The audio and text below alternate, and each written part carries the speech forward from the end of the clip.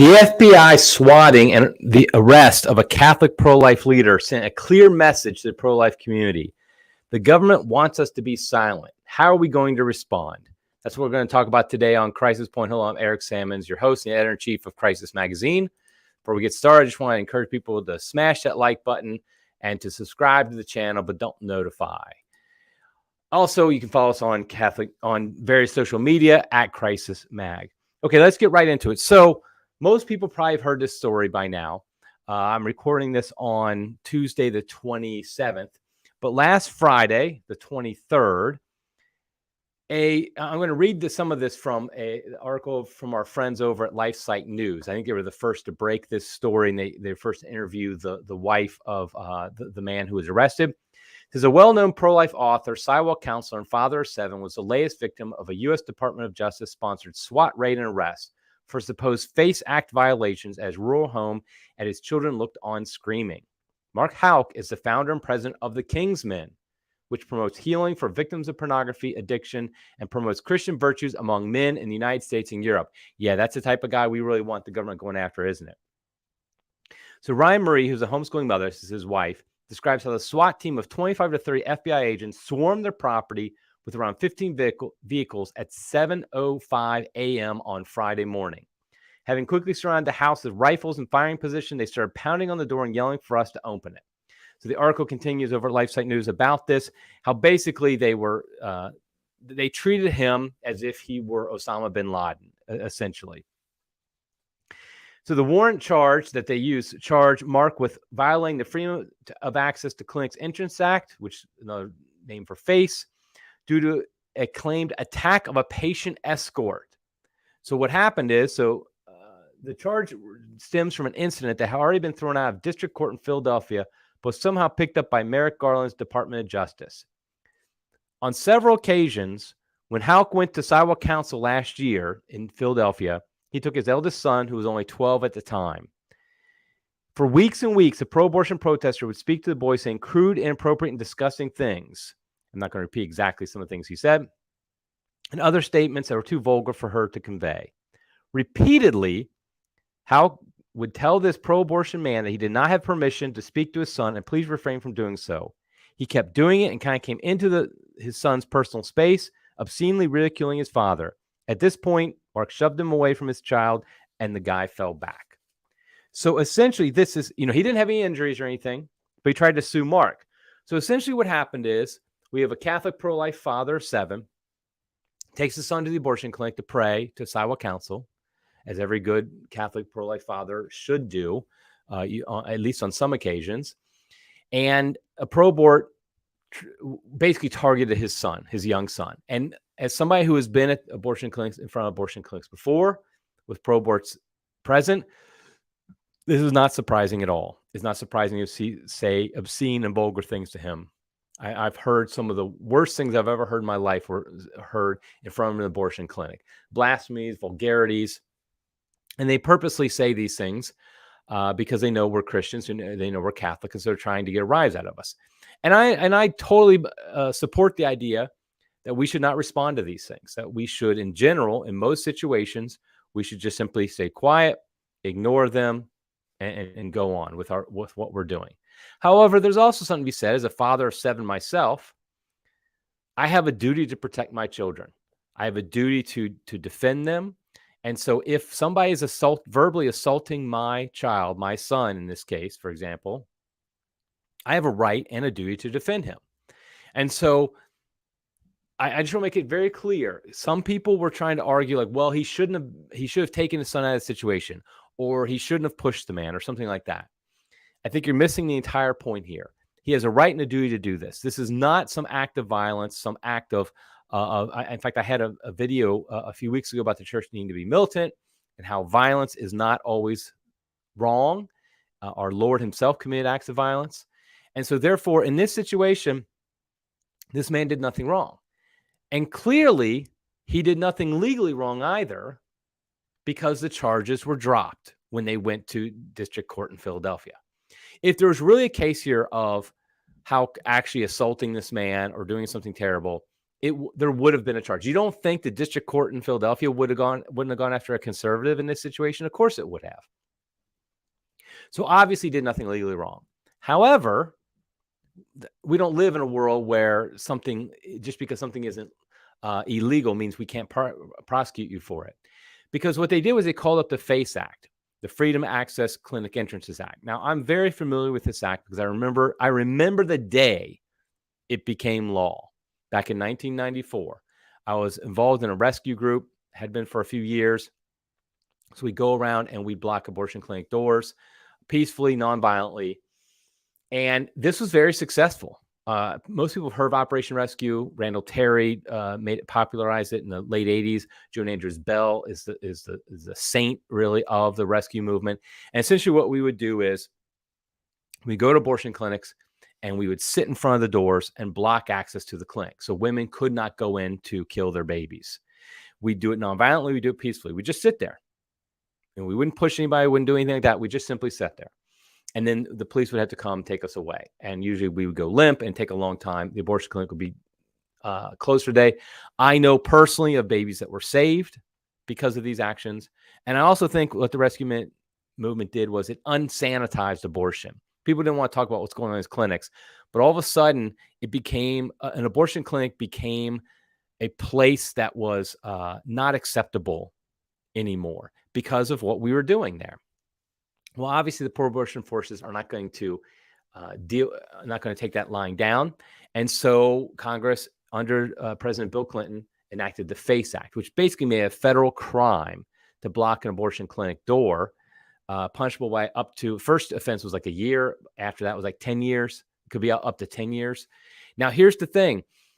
When you rescued, I have a good friend who spent 2.5 years in jail for rescue. I have some other very good friends who spent a year in jail. But those were isolated instances where they were repeatedly doing rescues, and they got a judge who was typically a former Catholic, wanted to prove he wasn't Catholic anymore, and he'd throw the book at him. He'd find ways to increase their how long they were in jail. But typically, if you did a rescue, you would be in jail maybe a day or two, maybe a week, maybe a month. I mean, I got my wife spent a week in jail. One of my best friends spent a month in jail. You know, I usually just spent a day or so. It usually wasn't that big a deal because it's like a political protest in the eyes of the law. And so they're not going to really throw the book at you generally. Now, over time, those sentences usually got more and more. But eventually it was obvious to the pro-abortion forces that simply these punishments were not enough. Just doing a week or a day or something like that wasn't enough to keep us from doing this. And it wasn't. So that's when they enacted the FACE law, which basically said, okay, your first offense is a year in jail and a federal offense, not a local misdemeanor or something like that, a federal offense. You do it again, more time. You do a third time, I think it was, a 10-year prison sentence in a federal penitentiary. And that overnight crushed the rescue movement. I always say it's the most effective piece of legislation in American history because it did exactly what it was intended to do, which was to stop the rescue movement cold.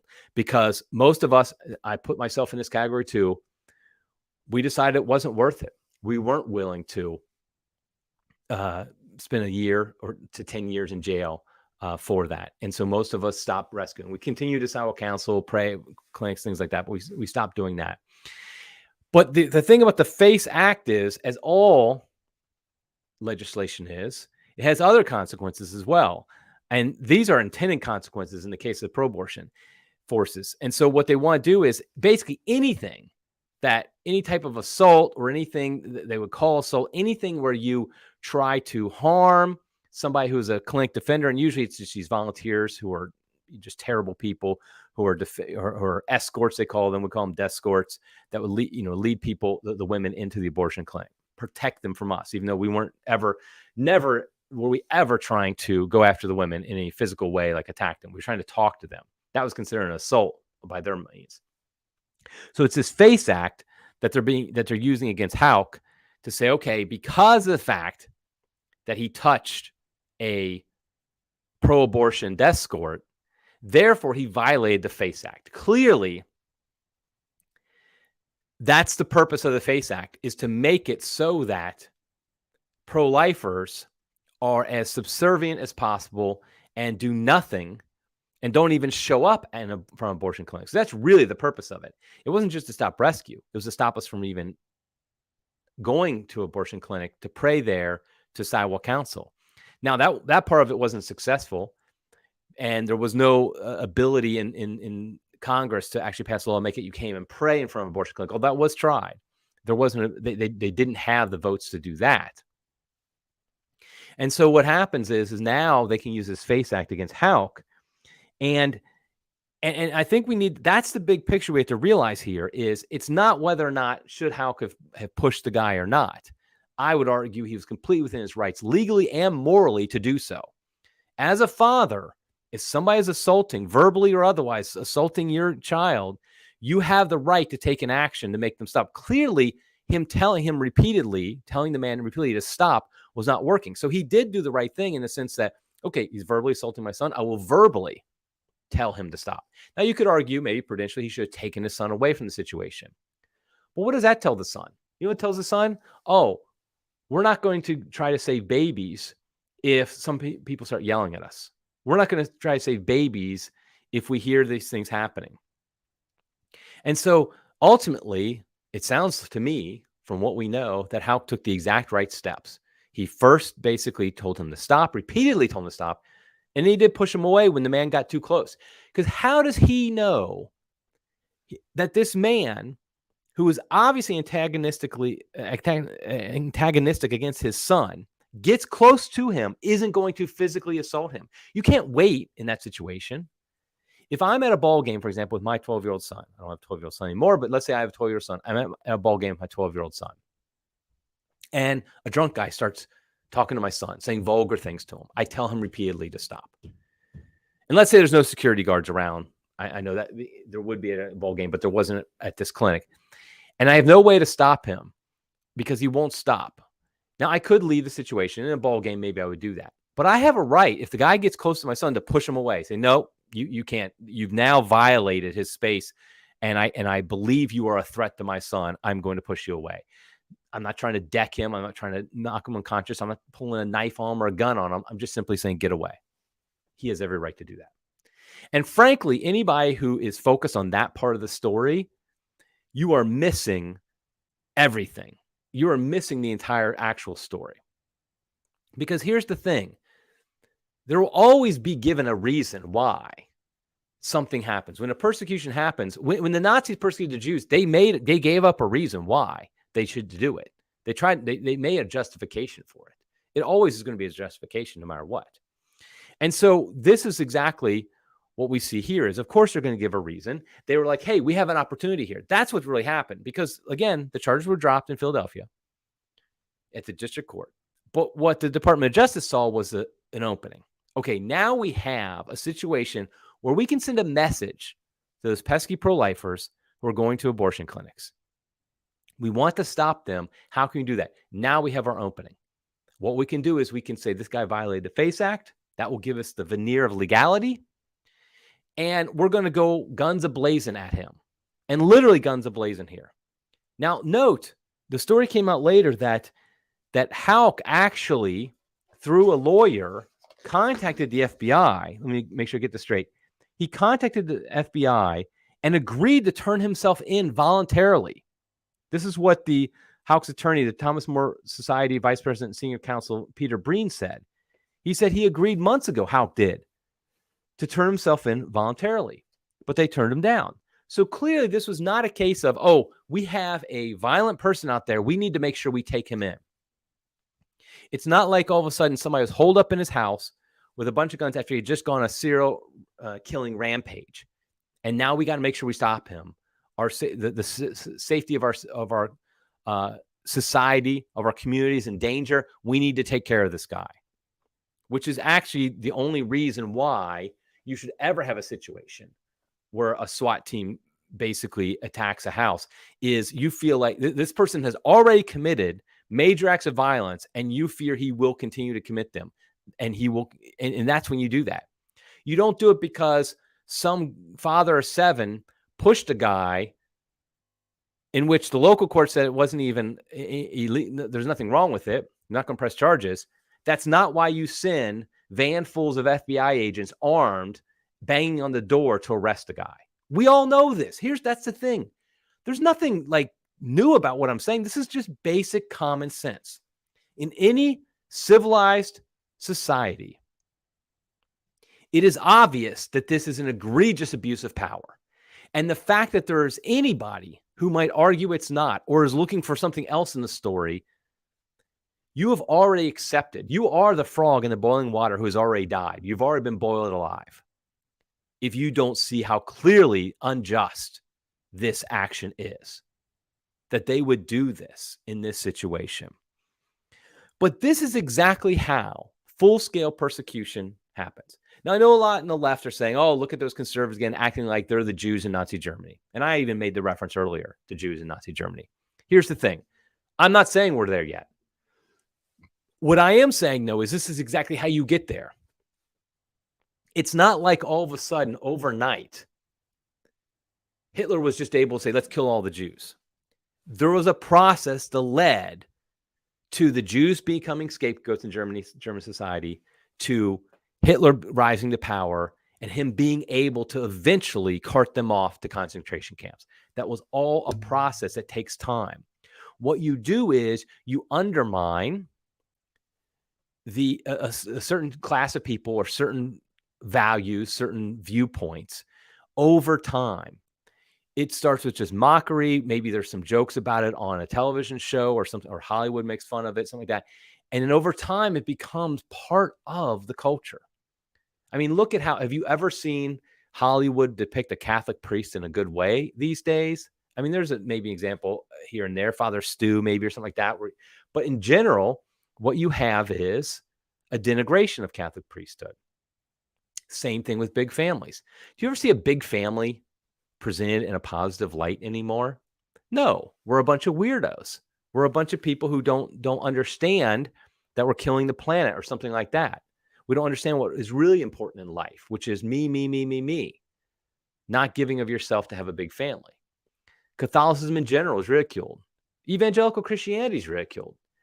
This is exactly what happens over time, so that over time, the persecution against that group can rise. It can increase. It doesn't happen overnight. And so these actions have a twofold effect. Like the FBI doing this SWAT raid against a family man for doing nothing wrong, they have a dual effect. The first effect is send a message. Send a message to pro-lifers, to Catholics everywhere, that listen, don't get out of line.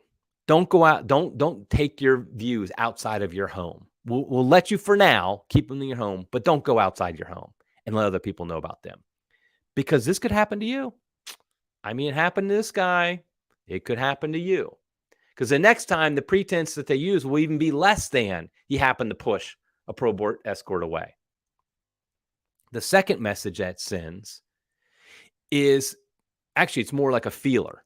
Okay, is this something that our culture is going to accept, our society is going to accept? Is it going to be pushback? If there's not pushback, then we know, okay, we've arrived at this point. We can continue moving on in the plan program to basically silence pro-life Catholics. If that is but if there's a massive pushback, and I'm very happy to say there has been a pretty sizable pushback, we'll see how effective it is. Then what happens is they will pull back. Okay, we're not there yet. And then they'll try it again, maybe in a year, maybe a few months, maybe in a couple of years. Depends on how they read the tea leaves.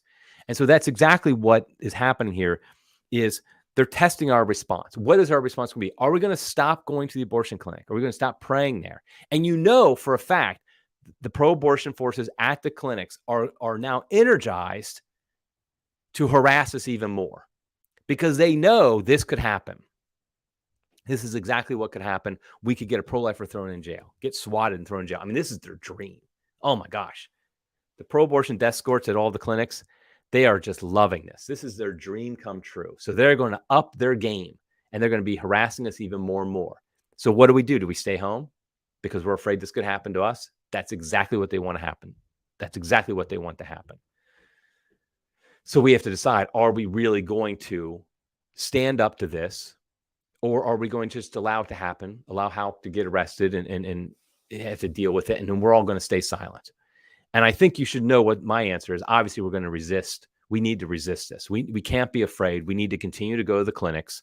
We need to continue to silent counsel there. We need to continue to pray there, continue to be a witness for the unborn babies. If we're not there, the babies don't have a voice. And so we cannot back down. And this applies to other things beyond just the pro-life movement. We have to continue to fight against the transgender agenda. I've been very happy to hear that there have been a few. I just heard about, I don't have the details on this, but I heard it on a podcast this morning that in Memphis, there was a big protest against a drag queen story hour. And because of that, they shut it down because they didn't feel like it would be a safe thing. Now, here's the great part of the story. This is in Tennessee. And a lot of the people who there protesting it were open carrying, which is your constitutional right. And Tennessee actually supports that constitutional right. And so they were very afraid of violence. And so they shut down the drag queen story hour. I call that a win. I call that an absolute win. And that's the type of thing we have to do. Notice there's no violence. Nobody committed any acts of violence. They just went there to protest in numbers. And they made it very clear that they were serious. And then they shut down the drag queen story hour. That's exactly the type of stuff we need to do. And yes, there will be pushback. There will be more Mark Haucks, unfortunately. And pray for Mark Hauck and his family, obviously. That doesn't mean we have to stop, that we can stop doing this. I also would say is we have to be very honest about the role of the FBI and law enforcement in this. Now, most conservatives have an instinctive back the blue instinct. I will admit I have not had that instinct for 30 years. Why? Because of my work in the rescue movement. I saw how the police were weaponized against us. I saw how the whole judicial system was weaponized against us. I saw police treat peaceful pro-lifers in horrible ways. And these men are just regular policemen who would go home to their families, but they would treat us like crap. I saw judges and lawyers lie, just blatantly lie in the judicial process in order to bring about prosecution against pro-lifers. I mean, I saw it with my own eyes, heard it with my own ears. And so I lost at that moment any instinctive respect for law enforcement and in some sense that they were above us. They are not above us. They serve us. And so, yes, do I think that, yes, there are good policemen. Obviously, there are good policemen, but there are bad policemen. And ultimately, here's the thing. When it comes down to it, do you really think law enforcement will not enforce the law if the law is unjust? That's the big thing we have to know as conservatives. When the law is just, we want law enforcement to enforce it, right? Yeah, sure. We want them to enforce it, but only in the appropriate ways.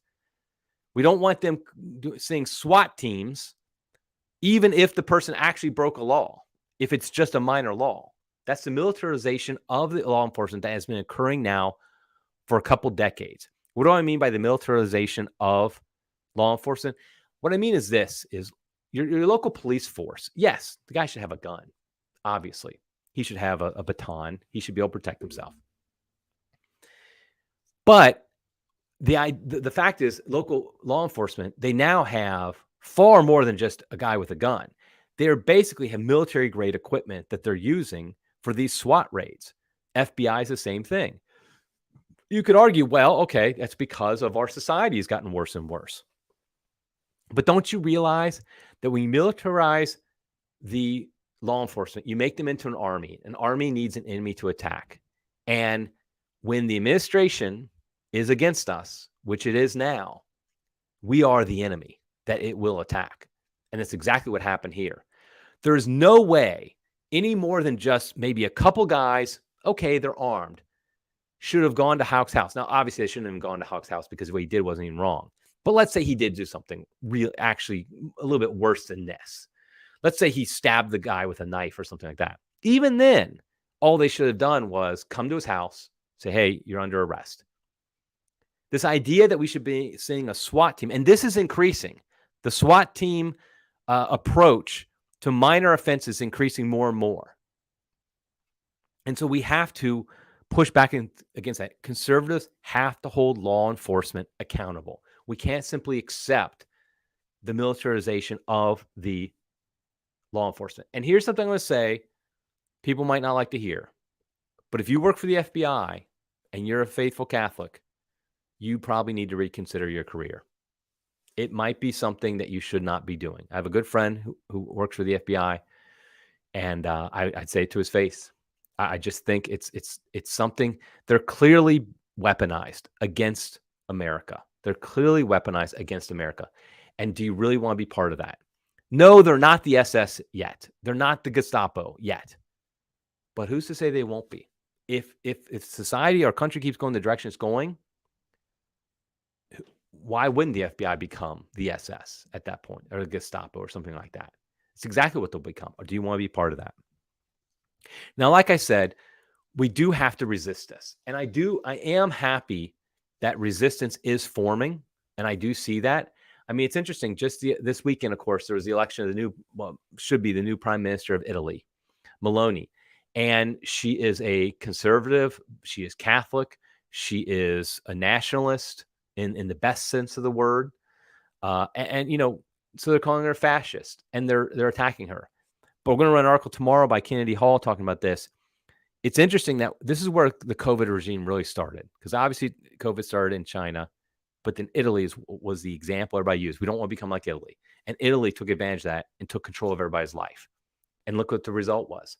A few years later, they vote them all out, and they vote for somebody who's more reasonable, a Christian, a Catholic, and somebody who's conservative.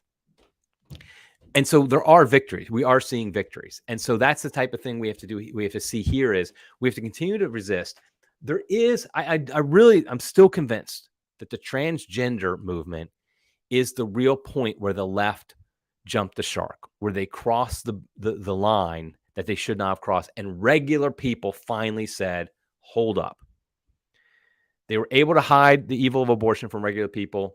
They were able to have to hide the destructive nature of homosexual activity from regular people. Call it love is love, things like that. But you can't hide if a man is a man or a woman is a woman. You just can't do that. And they're shoving it in our face, and people are saying enough. And so I do think there is resistance. That is why, by the way, that is why you might say, well, how can you say these resistance is happening? People like Hauck are getting arrested. That's proof the resistance is happening. If we were sitting back and doing nothing, a story like this would never happen. They wouldn't fight back. The fact is this is exactly how it goes down. For 50, 60 years, the left has won the culture. The left has taken over the culture. And they've won victory after victory after victory in the culture. Now they're starting to get some pushback, some real pushback. We saw it with the Dobbs decision. The Dobbs decision was huge. That was a seismic event in the culture because it was the first real victory for pro-life forces, first real pushback of 60 years of leftist takeover of the culture. We finally had a victory. And now we're saying they have a victory now in Italy. There's real victories happening, and they're going to start to panic, and they're going to do things like this. They're going to say, we got to shut down. You saw in Biden's speech a couple of weeks ago where he was just unhinged against the MAGA Republicans and how we have to shut them down. That's another example of how persecution happens. Full-scale persecution happens is you have to treat them like they're a danger to your country. These MAGA Republicans are a danger to your country. And then you can do anything to them. In fact, I'm sure they'll try to spin that Hauck is this MAGA Republican. He deserved what he got. So don't be disheartened is what I'm trying to say. We are getting victories because if we weren't getting victories, things like this wouldn't be happening. Now, more of these will happen, I'm sure, in the future. We just have to continue to fight, continue to gain victories. We will have things like this happen, like I said. But if we resist, if we're not silent, eventually we will be victorious. I really believe that. And I think we're seeing the fruits of some of those victories right now, but we're also seeing the pushback. And so let's pray for Hauck. Last I saw, they had raised almost $250,000 for his legal defense. I think they first initially asked for like $30,000 or something like that. $250,000. That's a sign. That is a sign telling the FBI, the federal government, oh, maybe we did overstep in this case. Maybe we should pull back a little bit. Let's hope so. But $250,000. Now I am worried that that will be taken away because I mean, they didn't use GoFundMe, which is great. They use GiveSendGo, which is a Christian and better. But who's to say the FBI, PayPal, whoever, not PayPal, but whoever payment processor GiveSendGo uses won't take that money away.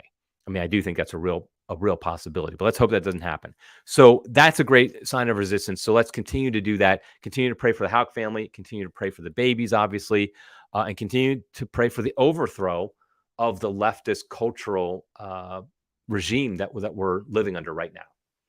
Okay, that's it for now. I think we'll wrap it up there. Until next time, everybody, God love you.